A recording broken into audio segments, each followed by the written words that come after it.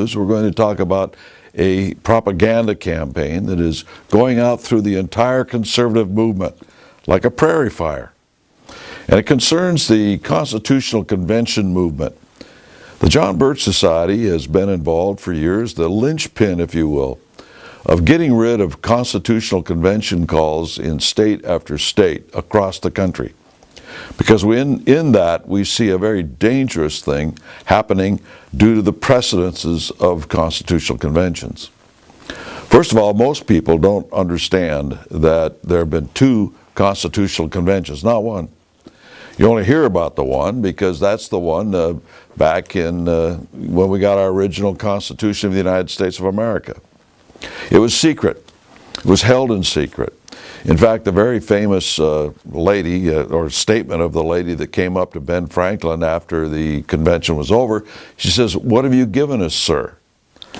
She asked the question because she didn't know. Nobody knew. He said, "A republic, ma'am, if you can keep it." And the second one was in secret too. And while you might not say that has to do with the United States, it certainly had to do with the Confederacy of the United States of America. A constitutional convention was called in Montgomery, Alabama. It too was held in secret. They even took a vote whether or not to allow reporters or even take minutes. And the answer, the vote, was no.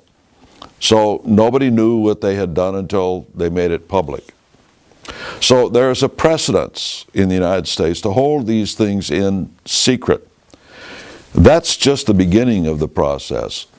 There's a new book going around that everybody is touting here and using as the Bible, if you will, of this new thrust towards a constitutional convention. It's by Mark Levin, and it's called The Liberty Amendments, subtitle, Restoring the American Republic. Well, we in the John Birch Society believe in restoring the Republic by adhering to the existing Constitution. Nobody's paying any attention to it. Men and women stand and take an oath to the Constitution and not read it. This is bad. People don't listen to it in Congress. They pass bills and do things that are unconstitutional. And the Supreme Court rules on things as if they're constitutional when they are not. And certainly, the President of the United States does unconstitutional things, and it is not stopped by the Supreme Court or the Congress. Now, if people are ignoring the Constitution now, the law of the land, what makes anyone believe that if they have a new Constitution or new amendments to solve problems, that Congress, the President, the Supreme Court, the Army, etc., will listen to these new things? If they want something here and they violate the Constitution to do it, passing an amendment there, will that stop them? Not under the current conditions. Because the problem is not with whether Congress is adhering to the Constitution or the President or the Supreme Court. It's that the electorate itself, the American voter, is not paying attention to it, not understanding the value of it, not understanding the need to force our politicians to do something about the things that are wrong within the constitutional framework. Until the American voter understands that, nothing that you can do will change the morass that we're in. It's not going to happen. There is no solution that can be forthcoming without the understanding and education of the American electorate, because they've got to be behind it. And so passing a new amendment for a balanced budget or whatever you want to do is not going to work. In fact, some of these amendments are a joke. But the thing is that the problem is so overwhelming, and that's the thing in this book. It shows such an overwhelming problem. We've got to do something. And the something is a constitutional convention, or what other name you want to put on it, to pass a whole series of new amendments. Some of these amendments, by the way, in here are very sloppy. One thing that is very startling is that in the Constitution of the United States, it says that 2/3 of the states may call for a constitutional convention, but that 3/4 of the states must ratify whatever comes out of that. And yet he proposes an amendment that says only 2/3 need to ratify. He actually lowers the bar in this solution that he advocates to affect change, to affect a solution or solutions. So it makes it easier to get something passed. When you're talking about changes, fundamental changes in law, you want to raise the bar in order to change things. Because people can get carried away in the heat of the moment, if you will, and do things with a simple majority. 60%, it's not that many, really, when you come right down to it.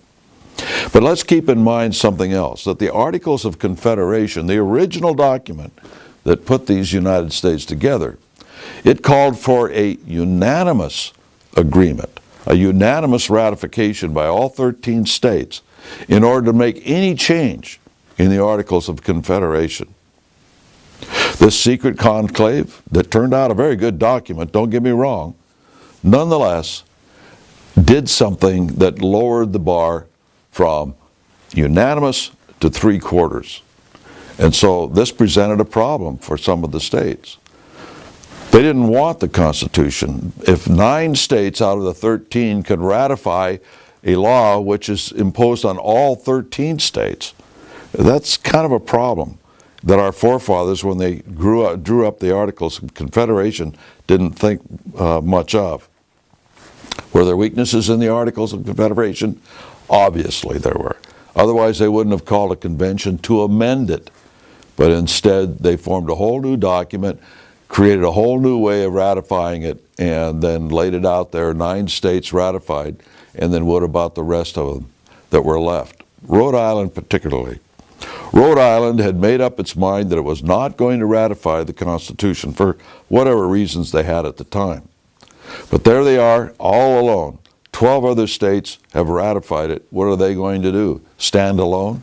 Create their own government relative to being an independent country? Go it alone in an ugly world? They decided not to, and then ratified the Constitution as a result. But they didn't want to. And so we see that lowering of the bar constantly in regard to changes and debates concerning law and that sort of thing, creeping into Congress and the debate on whether or not we should have new amendments. Yes, the problem is acute. Yes, the problem is widespread. And yes, the problem is deep. But nobody is listening to the solution, which is right here. All they have to do is obey the Constitution of the United States. They don't need another convention and a series of amendments.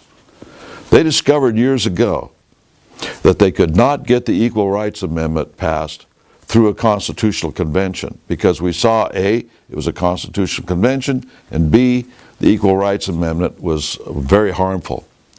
And so when the conservative forces united and defeated that move, a tremendous initiative, we were able to defeat it. They realized from now on they have to fool the American conservatives into thinking that something is for their good. And so we're going to have no anti-flag burning. We're going to have pro-life. We're going to have balanced budget, any number of different amendments. But always at the bottom of the whereases is the therefore, and that therefore says we call a constitutional convention to do it. We said time out, that's bad. Don't do that. And so now what they're trying to do is put a lot of money, a lot of effort, and a very well orchestrated campaign behind this book to promote the idea of the problem being so huge, we've got to do something about it, and that something is a constitutional convention. Beware of it. It is dangerous. It's one of the reasons, by the way, that we witness in this campaign why the John Birch Society is not really enamored with a lot of these major talk show people and conservative politicians. They don't seem to do their homework very well, and they're all taken up because of a new book. Watch for it. We recommend that you read it, by the way, because hopefully you'll be able to see through some of these weaknesses as you do so. But beware of the Article 5 Constitutional Convention. It's dangerous. Until next week, we'll see you then.